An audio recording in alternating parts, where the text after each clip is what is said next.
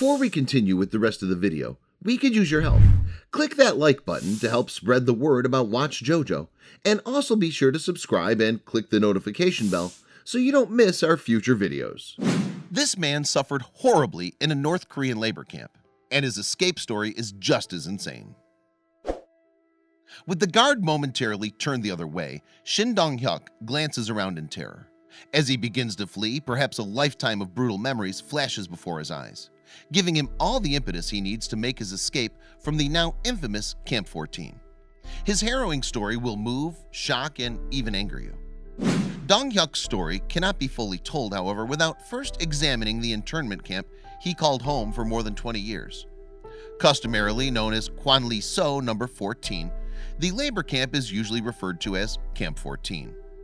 First set up in the 1950s, Camp 14 is situated in the center of North Korea, in close proximity to the South Pyongan province of Kicheon.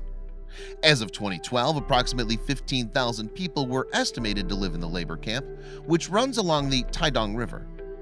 Covering approximately 60 square miles, Camp 14 is predominantly composed of mines, factories, and farms.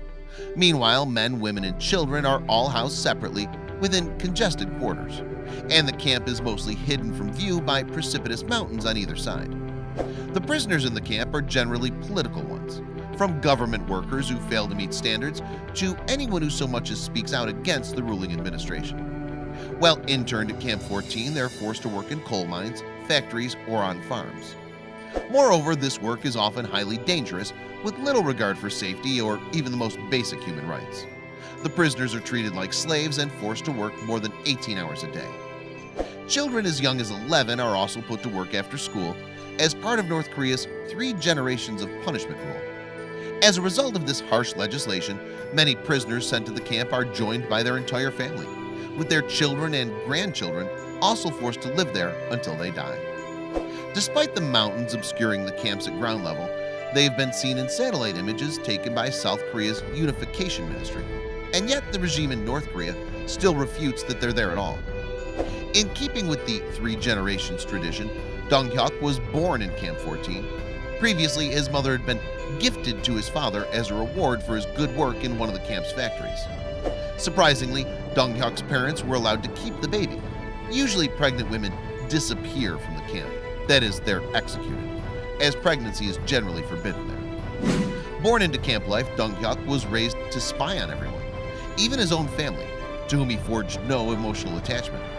With rations scarce, all prisoners are viewed as competitors for food, and snitching is usually met with rewards such as fewer beatings and improved working conditions. In fact, food and rations are so hard to come by in the camp that prisoners are known to perish from malnutrition, or are otherwise forced to eat animals such as frogs, rats, and snakes just to survive. Because of the harsh conditions, the average life expectancy is just 45. However, despite this grueling ordeal, Dong-hyuk and his family were actually transferred to the less austere Camp 18 when he was young. Nevertheless, it was still another internment camp where escaping seemed out of the question. So when Dong-hyuk overheard his mother and brother plotting an escape plan, he confessed all to a guard, expecting to be rewarded for his efforts. Instead, however, the night guard to whom Dong-hyuk had reported his relative's plan took the credit for uncovering the plot. Meanwhile, the other guards presumed that Dong-hyuk was in on the idea and locked him up for 7 months, with him therefore having no clue of what had happened to his family. Finally, however, he was released, only to be forced to watch his mother and brother be publicly executed. In the following years, Dong-hyuk actually made a couple of unsuccessful attempts to escape Camp 18, first in 1999 and again in 2001. As punishment for the second of these attempts, he was taken back to Camp 14, where guards there spent 4 days torturing Dong-hyuk. They hoisted him over a charcoal fire using a hook that pierced his skin, with the flames consequently leaving massive, permanent scars all over his back. Eventually, Dong-hyuk made friends with another prisoner, a 40-year-old man named Park, who told him stories of the world outside the camp, like the endless options of food available, not just cabbage, corn, frogs, and rats. Subsequently, he decided that there was nothing else for it. He'd have to try to escape.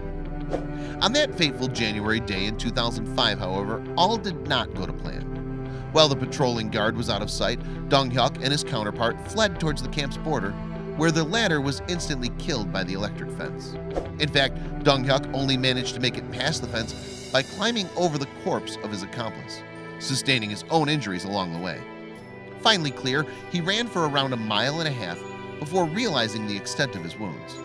Wandering the area, he then managed to find a discarded military uniform in a barn he'd broken into, and, disguised as an official, made his way out of the country.